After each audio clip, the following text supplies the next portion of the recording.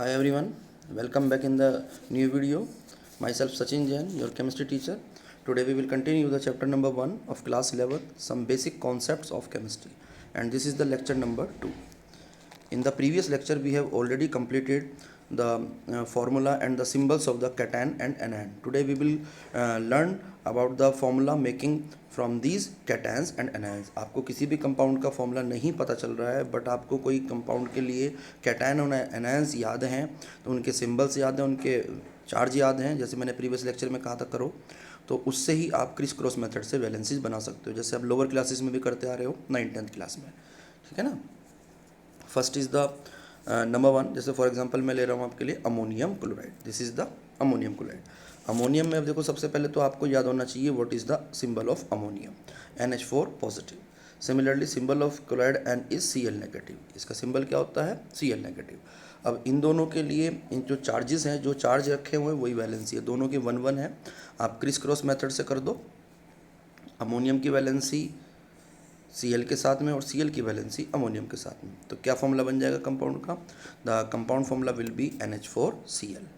इसी तरह से आप कैल्शियम क्लोराइड का बना सकते हो. कैल्शियम में जैसे आपको पता है कैल्शियम पे चार्ज 2 होता है एंड क्लोराइड पे चार्ज होता है 1. तो आपको बस करना क्या है, इनके जो वैलेंसीज हैं दैट इज़ 2 और 1, इनको क्रिस क्रॉस मेथड से रख देना है. कैल्शियम की वैलेंसी क्लोरीन के साथ में और क्लोरीन की वैलेंसी कैल्शियम के साथ में, and you will get the formula CaCl2. Similarly various compound can be form. मैंने कुछ एग्जांपल्स लिखे हैं अब आपके सामने, इनको करना आज आप. First compound is stannous chloride.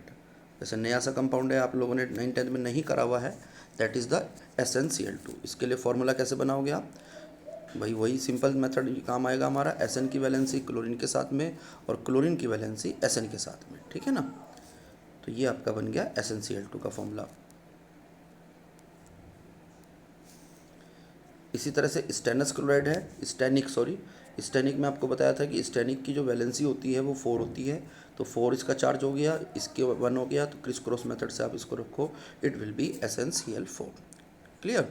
Similarly ferrous oxide. अब फेरस ऑक्साइड के लिए आप लिख सकते हो, देखो फेरस में भी 2 चार्ज होता है और ऑक्सीजन पे भी 2 चार्ज होता है.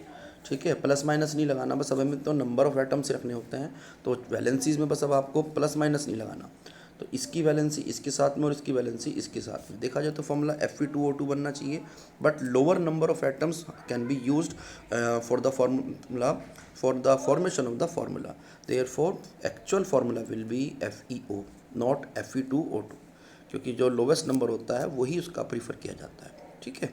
सिमिलरली इसमें कोई प्रॉब्लम नहीं है. नेक्स्ट कंपाउंड है हमारा फेरिक ऑक्साइड. इसको आप Fe2O3 लिख सकते हो. क्यूप्रस क्लोराइड में भी आपको बताया हुआ है पहले ही, कॉपर की वैलेंसी जो होती है 1 होती है, Cl की भी 1 होती है, तो क्रिस क्रॉस मेथड से कंपाउंड बना दो, it will B CuCl. Cupric chloride बनाओगे तो इसका आ जाएगा CuCl2. ठीक है. नेक्स्ट कंपाउंड है अब आपका calcium phosphate and calcium phosphide and calcium phosphide. जैसे मैंने आपको बताया था ना 3 कंफ्यूजिंग वाले होते हैं, उन्हीं के तीनों के मैंने कंपाउंड्स बना दिए.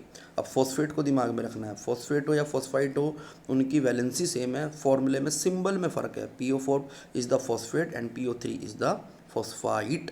Therefore formula will be calcium phosphate का हो जाएगा Ca3PO4 whole twice. Similarly calcium phosphide will be Ca3PO3 whole twice. और next is the calcium phosphide, ये हो गया आपका Ca3P2. आपको लग रहा हो भाई पता नहीं क्यों कर रहे हैं, हम लोअर क्लासेस में हम कर चुके हैं, लेकिन बहुत सारी चीज़ें इसमें से नई निकल के आती हैं बेटे, जो आपने लोअर क्लासेस में नहीं कर रखी हैं. अब कर लोगे तो आगे 12th में 11th में कभी भी कोई भी कंपाउंड का फॉर्मूला बनाना होगा, you can make it easily. Next इसी तरह से जैसे मैंने नाइट्रेट ले लिया, sodium nitrate, sodium nitride, sodium nitride, तो आपने क्या फॉर्मूला बनाना है? NaNO3, NaNO2 और Na3N. देखो नाइट्रेट पे -1 चार्ज होता है, नाइट्राइड पे -1 है, इसलिए वो तो 1-1 रहा. लेकिन नाइट्राइड के केस में हम बात करें तो नाइट्राइड में N पे 3 वैलेंसी होती है, 3 चार्ज होता है, सोडियम की 1 थी, then the formula will be Na3N. ठीक है ना. Next very important compounds potassium chromate and potassium dichromate. इनकी बहुत ज़रूरत पड़ती है बच्चों को. K2CrO4 होता है and it is the K2Cr27. बस वही क्रिस क्रॉस मेथड से रख दो, वैलेंसीज और कंपाउंड तैयार. Next is the potassium permanganate, manganate and the potassium permanganate. Permanganate में आपको बताया था मैंने चार्ज 1 होता है, तो simple formula will B KMnO4. और उसमें मैंगनेट में MnO4 पे 2 नेगेटिव है, Therefore formula will be K2MnO4. Next is the potassium chlorate. It is the KClO3.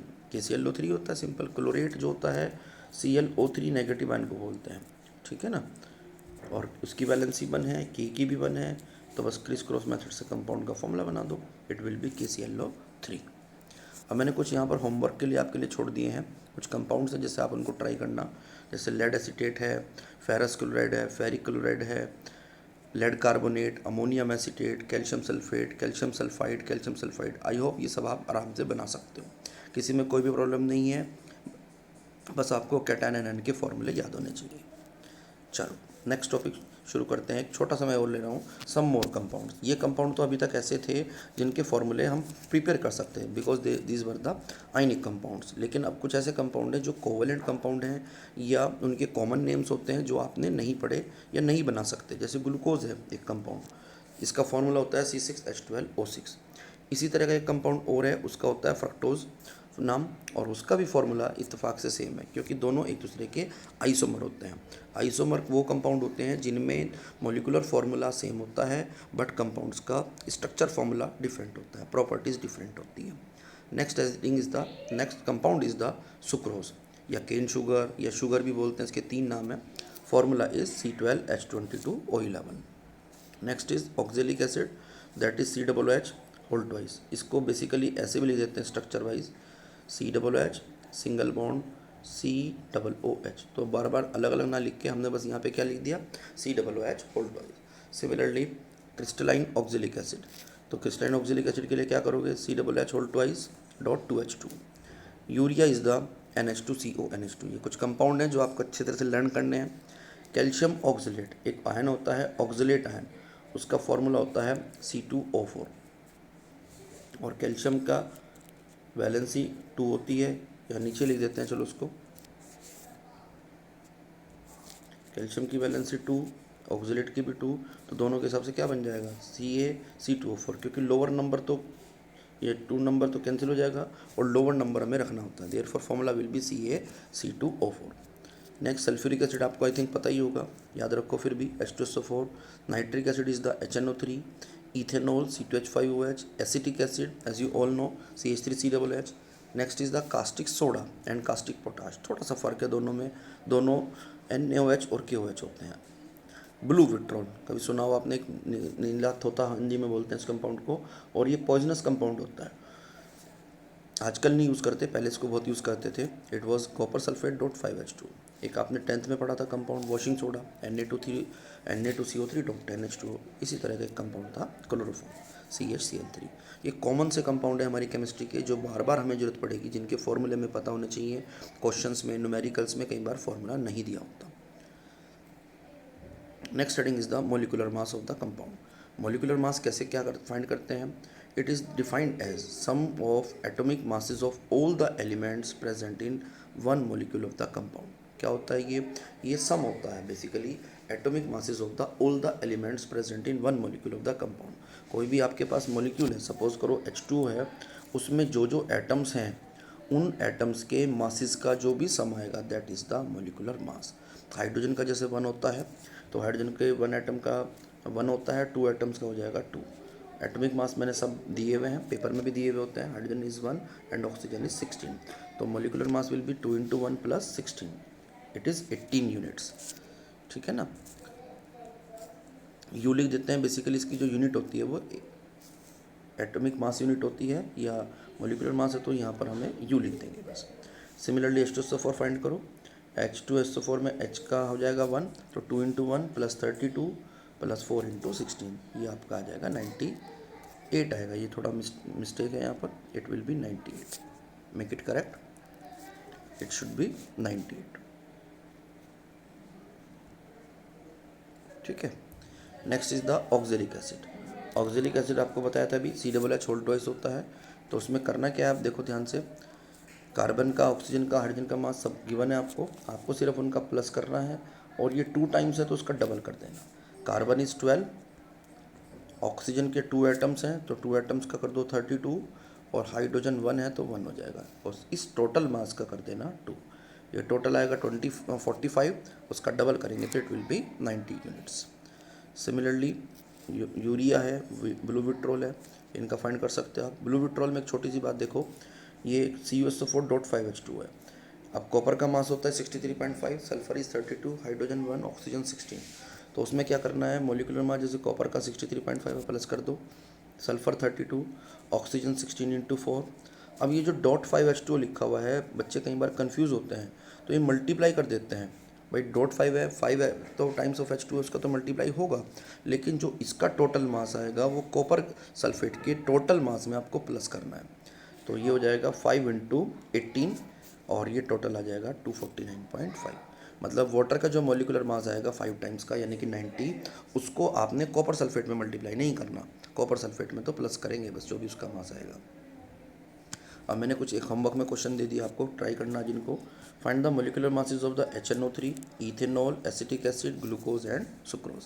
सबके एटॉमिक मासेस दिए हुए हैं, आप उनको यूज़ कर सकते हो। Next very simple topic is percentage composition. Percentage composition कैसे करते हैं, percentage of an element is equal to total mass of the element upon molecular mass. एक कंपाउंड का जितना भी टोटल एलिमेंट का मास आ रहा है वो अपॉन मोलिकुलर मास रखो into 100। First of all, I am taking an example of H2O. Find the percentage composition of H2O. सबसे पहला काम हमें H2O का मोलिकुलर मास फाइंड करना है। Molecular mass of H2O is equal to 2 + 16 that is 18 units. अब मैं चाहता हूँ यहाँ पर हाइड्रोजन की परसेंटेज में फाइंड कर लूँ, तो मुझे क्या करना पड़ेगा, total mass of the element that is 2, hydrogen के 2 एटम्स हैं, तो percentage H will be 2 upon molecular mass is the 18 into 100। इसको रखो और सॉल्व कर देना, जो भी आपका आएगा that will be your answer. Answer will be 11.11। Similarly percentage, next is the percentage oxygen. Oxygen का मास उसमें 16 था अपॉन 18 इंटू 100, ये आ जाएगा आपका 88.89। एक छोटा सा आप यहाँ पे चेक कर सकते हो मेथड को कि यदि आपकी टोटल परसेंटेज का सम 100 आ रहा है तो इट मीन्स आपका आंसर सही है।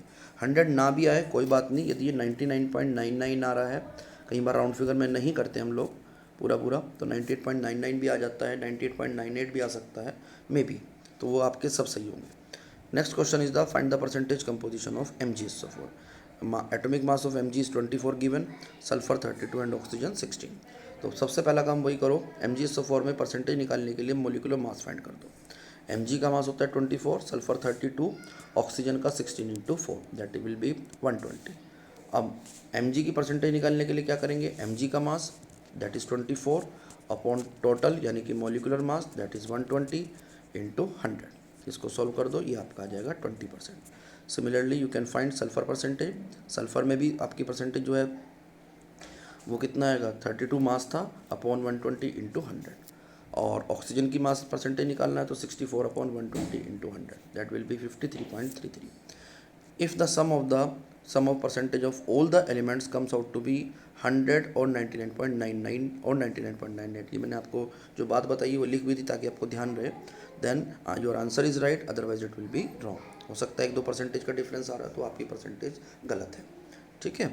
अब मैंने यहाँ पर आपके लिए क्वेश्चन होमवर्क में डाल दिया, find the percentage composition of ethanol. इसको भी ट्राई करो आज, इसको भी चेक करना। Next is the find the percentage composition of urea. आपको परसेंटेज कंपोजिशन यूरिया का भी फाइंड करना है, तो यूरिया के लिए भी करो। ये 2 क्वेश्चन आपके होमवर्क है। आई होप आपको ये वीडियो क्लियर हुई होगी। इसमें परसेंटेज कंपोजिशन आज हमने किया, एटॉमिक मास से मोलिकुलर मास निकालना देखा, कंपाउंड्स के फॉर्मूले बनाने देखे। तो मेरे चैनल पे नए हो तो चैनल को सब्सक्राइब करना और बेल आइकन को प्रेस भी कर देना ताकि मैं जैसे भी वीडियो अपलोड करूं ताकि आपके पास नोटिफिकेशन उसका आ जाए। मेरी वीडियो को लाइक करो, शेयर कर दो अपने फ्रेंड्स को। Bye bye, see you in the next video.